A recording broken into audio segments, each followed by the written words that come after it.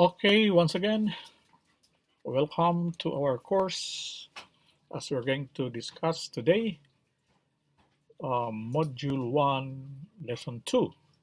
This is now on the notions, significance, and the sources of ethics. So first and foremost, let's have first our learning outcomes.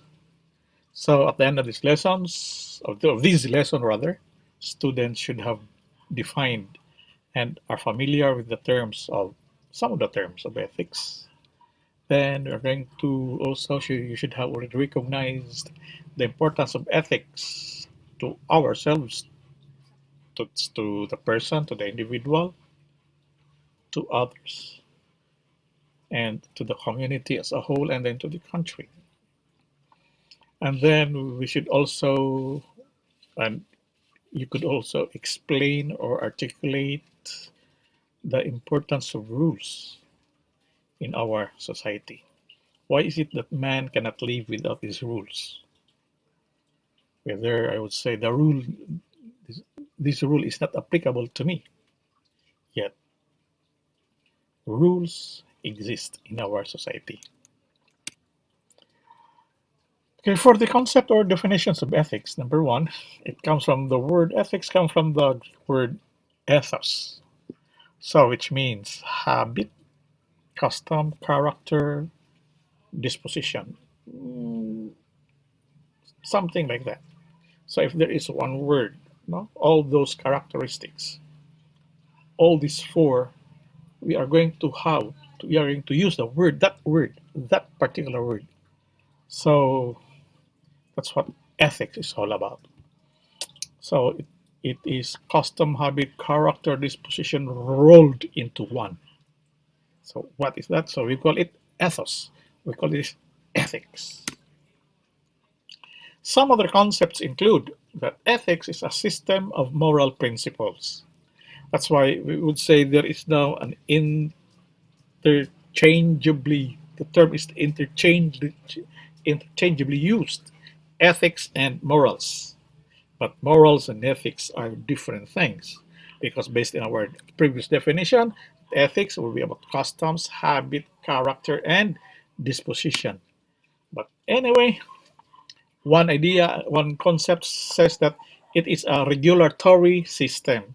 Ethics builds norms, such as a regulatory system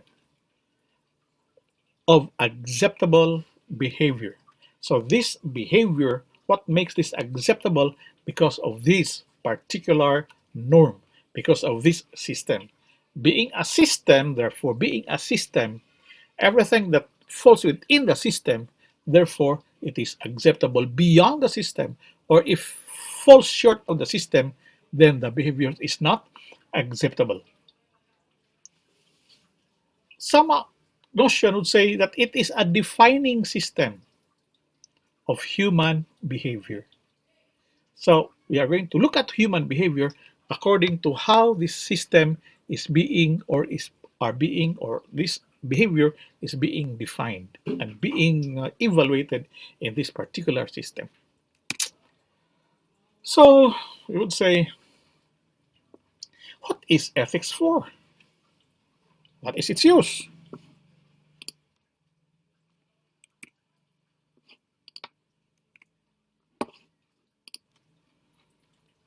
So one, that ethics provides a moral map. So a moral map, being a moral map, just like a map, it gives direction of where we are heading, up to there only. If you look at the map, if I know where to go to, being from my place going to the university, if I know so many ways in going to, then it is up to me on what road to follow. As long as there is only the path to follow. The important thing that ethics gives us the path to follow. So somehow there is now the so-called the ought that it is something to do, what is ought to do, what is supposedly to be done. Ano nga muna ingon nga, unsay angayan, unsay dapat, no? Unsay dapat, what is ought. Another thing that it is a source of group strength. Uh, we are like this because we know that we are right, so it gives us it boosts our, we would say, our morale, or it sets or gives examples or gives precedents. Nanay nakauna na natay kaso nga gisumban. Kung pwede niya, pwede na ako, di ba? If it is out for you, if it is allowed to Juan, it is also allowed to Pedro. If Juan is given a reward of having this particular achievement, we have similar achievement. Kung naa si Juan, naapot si Pedro. That's why it's called precedence.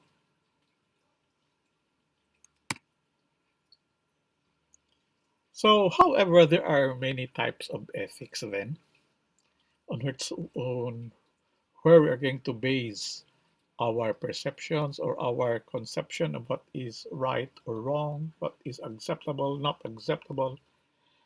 There are types, as there are many people who adopt such particular norm, regulation, regulatory behavior, regulatory principled thinking, whatever. So the types of ethics. So one, we would say supernaturalism. The supernaturalists claim that acceptable behavior are those behaviors that are being taught or being told by God, being taught by God, can be found in the Bible, everything. Supernaturalism. Of course, the ones, of course, for the Christian supernaturalists, they would say it is being taught by God. It is found in the Bible. Just like we have our example then. Do not be deceived. Also, do you not know that the unrighteous will not inherit the kingdom of God? Do not be deceived. Neither the sexually immoral, nor idolaters, nor adulterers, nor men who practice homosexuality, nor thieves, nor the greedy, nor the drunkards, nor the revilers, nor the swindlers will inherit the kingdom of God. For the supernaturalists, they would claim that all these people who are called the immorals, the idolaters, they cannot inherit the kingdom of God. Why? According to them, according to that, it is based from Corinthians, 1 Corinthians chapter 6, verses 9 to 11. So, supernaturalism. Thou shalt not kill, thou shalt not, do not use the name of the Lord of God or do not use the name of God in vain. Honor their father and mother. Thou shalt not commit adultery. Thou shalt not bear false witness against thy neighbor. These are, we would say, acceptable behavior because these are being mandated by God. For the intentionists, on the other hand, something is good, or I know something is good because I feel that it is good. I know that it is wrong. I know I should not do this because I know I could not just explain. That's why it is called intuition. Something is known at the spur of the moment. Kanang ingon, I know. I love this guy. I know I love. That's intuition. Cannot be upon looking, judging the foods, something by the so by the use of the eyes. Tanaw ka, kita kag cake. Ah, kalami sa cake. Imong gigamit pag ingog lami, mata, dili ang dila. Intuitionism. We could not explain it. It just happened to be so. Okay? Then we have also, according to this, consequentialism. What is good, what is an acceptable behavior is not because something there is, because not because of a rule of a law or a law for that, but because something's good, because of the quality of the consequence of the act. If the consequence of the act is good, then that particular act is good. Then that particular behavior is acceptable because the consequence is good. What is important is the consequence. Example, is premarital sex is premarital sex good or bad? If the consequence is good, if there is a positive consequence, if the act produces positive consequence, then premarital sex is good. For some, it would say if the consequence produces negative if the act produces negative consequence, then premarital sex is bad. Now the question is, what is really premarital sex? What is really the standard of that particular uh, behavior then, or for the quality of the act?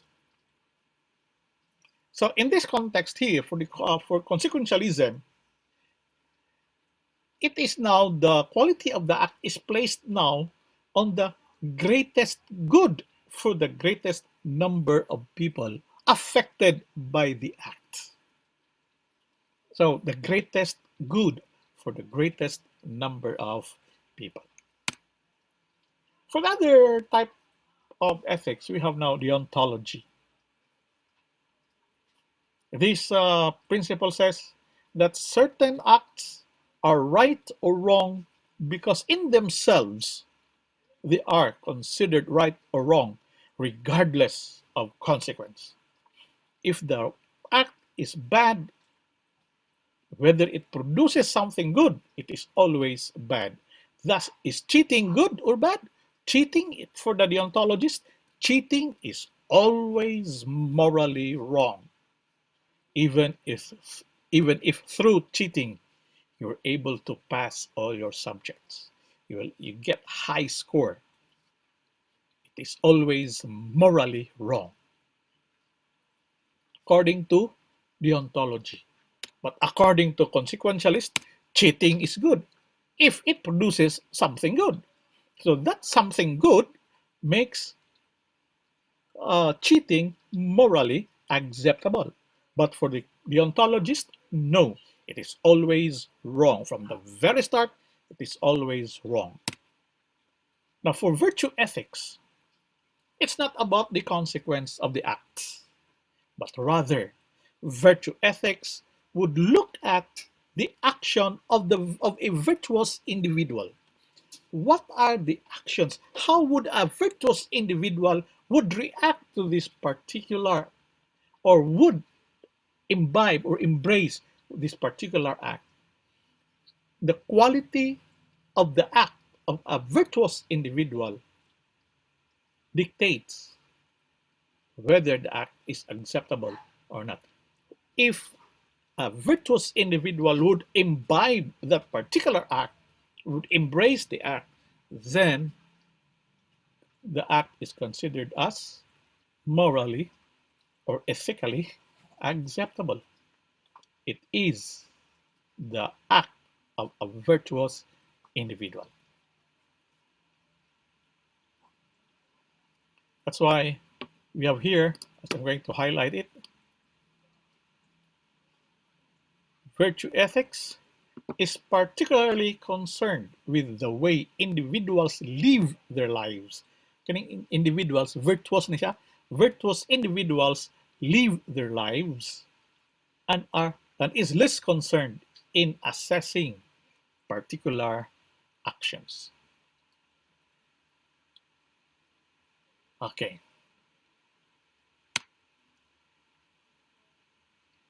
Finally, we have situationism. From the word itself, situation. So situationists reject that there are rules, or rejects prescriptive rules, or rejects norms of society, and argues that individual ethical decisions should be made according to unique situations. Note, unique situations. Every situation, therefore, that we are into are considered unique. My situation is unique, yours is unique, and our decision making, our moral decision making, our moral decisions rather, would be placed, and the assessment would be placed on that particular unique situation. So rather than following rules, the decision maker should follow a desire to seek the best for the people involved. So there are no moral rights or rules. Each case is unique and deserves a unique solution. So with that, we have covered the notions, how ethics is being conceived of, then the importance, the significance of ethics in our lives, and how ethics, and where do we get these things? Where do we get these standards? Where do we get these principles that we have also covered in this very, very short lecture?